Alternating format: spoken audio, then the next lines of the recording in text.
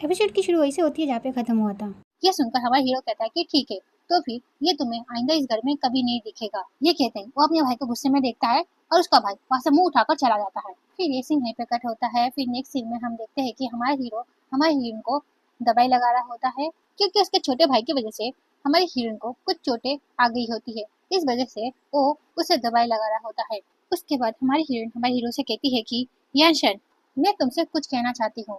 जब मैं पूरी तरीके से ठीक हो जाऊंगी तब मैं खुद से कुछ करना चाहती हूँ। ये सुनकर हमारा हीरो कहता है कि अगर डॉक्टर एक बार कह दे कि तुम पूरी तरीके से ठीक हो गई हो तो नो मैटर कि तुम क्या करना चाहती हो, मैं तुम्हें उस चीज में पूरा सपोर्ट करूंगा। ये सुनकर तो हमारी हीरोइन काफी ज्यादा खुश हो जाती है। फिर वो उसे गले लगाते हुए कहती है कि थैंक यू, तुम ना बेस्ट हो। फिर हमारा हीरो हमारी हीरोइन से पूछता है कि मैं ये जानना चाहता हूँ कि तुम क्या करना चाहती हो अपनी लाइफ में। ये सुनकर हमारी हीरोइन कहती है कि सच कहूँ तो मैंने अभी तक अपना मन नहीं बनाया है, लेकिन मैं चाहती हूँ कि तुम मुझसे वादा करो, चाहे मैं कुछ भी करूँ पर तुम उसमें दखल नहीं दोगे, प्रॉमिस करो। हमारे हीरोइन की सारी बातें सुनने के बाद हमारा हीरो कहता है कि ओके, बट तुम एक बात याद रखना, तुम अकेली नहीं हो, ठीक है। ये सुनकर वो कहती है कि फिर एक सीन यहीं पे कट होता है। फिर नेक्स्ट सीन में हम हमारी हीरोइन को देखते हैं जो एक स्टोर में काम कर रही होती है। इसी बीच यहाँ पर उसका भाई आ जाता है और उससे कहता है कि चिंजो, तुम यहाँ पर काम क्यों कर रही हो, क्या ये सारी चीजें वो लड़का तुमसे करवा रहा है, क्या वो जानता नहीं है कि तुम्हारी तबीयत ठीक नहीं है। अपने भाई की ऐसी बातें सुनने के बाद हमारी हीरोइन वहां से चुपचाप जारी होती है, पर उसका भाई उसे रोक लेता है। फिर वो उससे कहता है कि तुम मेरे साथ चलो। ये कहकर वो उसका हाथ पकड़कर बाहर ले जाता है और हमारी हीरोइन उससे कहती है कि मेरा हाथ छोड़ो, मैंने कहा ना हाथ छोड़ो, पर उसका भाई उसका हाथ नहीं छोड़ता। फिर हमारी हीरोइन को गुस्सा आ जाता है। फिर वो कहती है कि ये मेरी चॉइस है, ठीक है ना, इससे उसका कोई लेना देना नहीं है, तो फिर तुम मुझे परेशान मत करो, क्योंकि अब मैं तुम लोगों के बिना बहुत बेहतर हूँ। यह सुनने के बाद उसका भाई सैड होते हुए उससे कहता है कि चिंजो, ये मैंने तुम्हारे लिए बनाया है, ये तुम्हारे पेट के लिए काफी ज्यादा अच्छा है। अपने भाई की सारी बातें सुनकर हमारी हीरोइन कहती है कि I appreciate your kindness, but अब बहुत देर हो चुकी है। यह सुनने के बाद उसका भाई कहता है कि चिंजो, मुझे सच में नहीं पता था कि तुम इतनी बीमार हो, प्लीज तुम मुझे मेरी गलती सुधारने का एक मौका दो और तुम मेरे साथ घर चलो। मैं तुमसे वादा करता हूँ कि मैं तुम्हारा ख्याल काफी अच्छी तरह से रखूंगा, तो प्लीज तुम मेरे साथ घर चलो और मैं तुम्हें ये काम दोबारा करने नहीं दूंगा। यह सुनकर हमारी हीरोइन कहती है कि मैं कुछ भी करूँ उससे आप लोगों को कोई मतलब नहीं होना चाहिए, मैं खुद की मेहनत से पैसा कमा रही हूँ, तो तुम्हें क्या कोई प्रॉब्लम है। लोगों को ना इतनी भी नीची नजर से मत देखो, समझे। फिर वो गुस्से में अपने भाई से कहती है कि अब तुम मुझे यहाँ से जाने दो, और एक बात, दोबारा तुम मेरे पास मत आना, समझे। ये कहकर हमारी हीरोइन वहां से चली जाती है। फिर एक सीन यहीं पे कट होता है। फिर नेक्स्ट सीन हम स्टोर का देखते हैं जहाँ पर दो जन शॉपिंग के लिए आए होते हैं। इसी बीच यहाँ पर एक स्टोर में काम करने वाली लड़की आती है और वो उन्हें कहने लग जाती है कि सर, मैम, हमारा ये जो स्टोर है यहाँ पर हर एक चीज ब्रांडेड है, तो मुझे ऐसा लगता है कि आप इस चीज को अफोर्ड नहीं कर सकते, तो फिर आप इसे देखकर टाइम वेस्ट मत कीजिए और ऐसे चले जाइए। ये सुनकर हमारी हीरोइन वहाँ पर आ जाती है और वो कहती है कि तुम हमारे कस्टमर के साथ ऐसे कैसे बात कर सकती हो, हाँ। ये सुनकर दूसरी लड़की कहती है कि मैं इन्हें यहाँ से इसलिए भगा रही हूँ क्योंकि यहाँ पर कोई सामान खरीद नहीं सकते, समझी ना तुम, तो फिर तुम मुझे यहाँ पर मत सिखाओ हम मुझे क्या करना चाहिए क्या नहीं। इसकी सारी बातें सुनने के बाद हमारी हीरोइन कहती है कि कस्टमर भगवान जैसा होता है, तो तुम उनके साथ ऐसे व्यवहार नहीं कर सकती, समझी ना तुम। ये सारी बातें सुनने के बाद ग्रैंडपा और ग्रैंडमा काफी ज्यादा खुश हो जाते हैं और वो उसकी तारीफें करने लग जाते हैं। फिर हमारी हीरोइन उस लड़की से कहती है कि मैं तुम्हारी कंप्लेंट करूंगी मैनेजर से। गू ग्रुप में ऐसे लोगों की जरूरत नहीं है जो लोग हमारी कस्टमर की इज्जत ना करे। हमारी हीरोइन की सारी बातें सुनने के बाद उसको तो काफी ज्यादा गुस्सा आ जाता है। फिर वो कहती है कि तुम्हारी हिम्मत कैसे हुई, तुम मुझसे ऐसी बातें कर रही हो, हाँ। तुम मेरी कंप्लेंट मैनेजर से करने वाली हो ना, उससे पहले मैं तुम्हें यहाँ से निकाल रही हूँ। ये कहकर वो उसे कहती है कि नाउ यू आर फायर्ड। ये सुनने के बाद हमारी हीरोइन कहती है कि अब जब मेरी जॉब चली गई है तो फिर मैं तुमसे कुछ कहना चाहती हूँ। तुम्हारे जैसे इंसान के साथ काम करने से अच्छा मैं कहीं और काम कर लूँ, क्योंकि मैं तुम्हारे साथ रहते रहते तुम्हारी जैसी नहीं बनना चाहती। इसकी सारी बातें सुनकर ग्रैंडपा और ग्रैंडमा काफी ज्यादा खुश हो जाते हैं और वो उसकी तारीफें करने लग जाते हैं।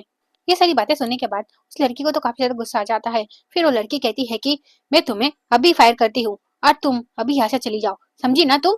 इसकी ऐसी बातें सुनने के बाद हमारी हीरोइन कहती है कि मैं देखती हूँ कौन किसे फायर करता है।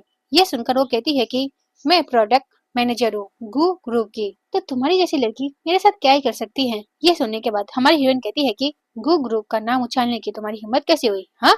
तुम जैसे लोगों के वजह से गू ग्रुप बदनाम हो रहा है। ये सारी बातें सुनने के बाद उसे काफी ज्यादा गुस्सा आ जाता है। फिर वो हमारी हीरोइन को थप्पड़ मारने वाली होती है कि इसी बीच ग्रैंडपा उसे रोक देते हैं। फिर वो उससे कहते हैं कि तुम्हारी हिम्मत कैसे हुई, हाँ। उन लोगों की सारी बातें सुनने के बाद उसे तो और गुस्सा आ जाता है। फिर वो गुस्से में कहती है कि तुम लोगों को क्या लगता है, तुम लोग हो कौन, हाँ। वो ये सारी बातें कह ही रही होती है, इसी बीच वहाँ पर एक आदमी आता है और वो कहता है कि मिस्टर गू, आप यहाँ पर क्या कर रहे हैं। ये सुनकर कि वो मिस्टर गू है, हमारी हीरोइन तो काफी ज्यादा शॉक हो जाती है और काफी ज्यादा खुश भी हो जाती है। फिर वो अपने मन में सोचती है कि ये तो एंशन के ग्रैंडपा है जो ट्रिप पर गए थे, क्या वो लोग ट्रिप से आ गए हैं। फिर वो लड़की अपने मैनेजर की बातें सुनकर तो काफी ज्यादा शॉक हो जाती है कि ये मास्टर गू है। फिर वो कहती है कि मास्टर गू, ये कैसे पॉसिबल हो सकता है। फिर उसका मैनेजर उसे चिल्लाने लग जाता है और उसे कहता है कि अपनी आंखें खोलकर देखो, ये मिस्टर गू है, गू ग्रुप के चेयरमैन। ये सुनकर तो उसे चक्कर ही आ जाता है और वो नीचे गिर जाती है। फिर वो ग्रैंडपा से माफी मांगने लग जाती है, पर ग्रैंडपा उसे माफ नहीं करते। फिर वो अपने गार्ड से कहते हैं कि इसे यहाँ से ले जाओ। फिर ग्रैंडपा का जो गार्ड होता है वो उस लड़की को वहां से ले जाता है और वो लड़की उनसे माफी मांग रही होती है, पर ग्रैंडपा उसे माफ नहीं करते। फिर ग्रैंडपा हमारी हीरोइन से कहते हैं कि तुम वही लड़की हो ना जिसे गु यांग शैंग पसंद करता है। यह सुनकर हमारी हीरोइन ग्रैंडपा को कुछ कह नहीं पाती, वो बस स्माइल की जा रही होती है। ये देखकर ग्रैंडपा समझ जाते हैं। फिर ग्रैंडपा कहते हैं कि तुमसे मिलकर अच्छा लगा बेटा। फिर ग्रैंडमा भी हमारी हीरोइन की तारीफ करने लग जाती है। उसके बाद वो कहती है कि अभी हमें थोड़ा काम है तो हम यहाँ से जा रहे हैं, पर मैं तुमसे घर पे जरूर मिलूंगी। ये सुनकर हमारी हीरोइन कहती है कि ओके ग्रैंडमा। फिर ग्रैंडपा और ग्रैंडमा वहाँ से चले जाते हैं।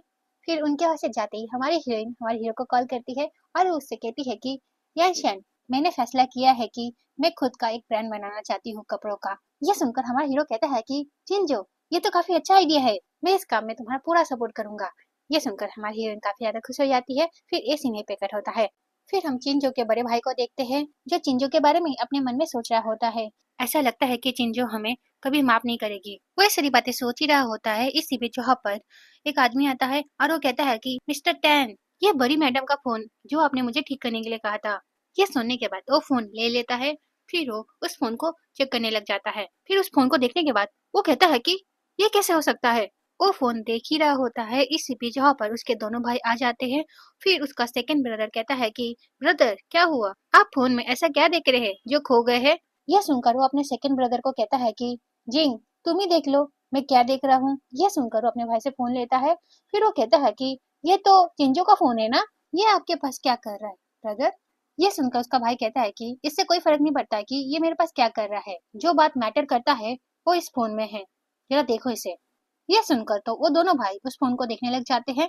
उस फोन को देखने के बाद उन दोनों भाई को पता चलता है कि चिंजो ने एक बार उनकी जान बचाई थी। एक बार घर में गैस लीक हो रही थी, जिस वजह से इसके दोनों भाई बेहोश हो गए होते हैं। पर यह बात चिंजो को पता चल गई होती है, तो चिंजो ने इन दोनों को बचा लिया होता है। पर इस बारे में इसके दोनों भाई को पता नहीं होता है। बट आज इन दोनों को इस बारे में पता चल गया होता है। इस बारे में जानने के बाद तो वो दोनों काफी ज्यादा शॉक हो जाते हैं। फिर वो कहते हैं कि क्या उस दिन हमारी जान चिंजो ने बचाई थी। तो उसका बड़ा भाई कहता है कि हाँ, कुछ साल पहले गैस लीक हुई थी और उसमें तुम लोगों की जान चिंजो ने बचाई थी।